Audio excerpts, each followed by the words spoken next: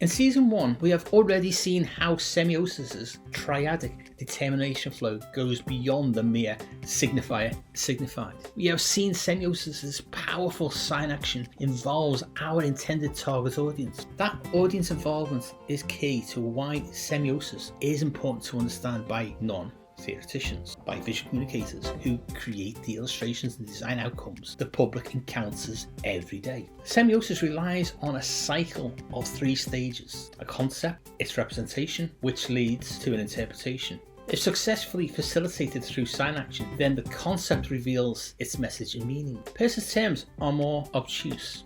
Object, representament, interpretant. Now, I did warn you about Peirce. In our metaphor of a semiotic Rosetta Stone, Peirce's language terms are as impenetrable to visual communicators as hieroglyphics. Semiosis 101 will translate Peirce.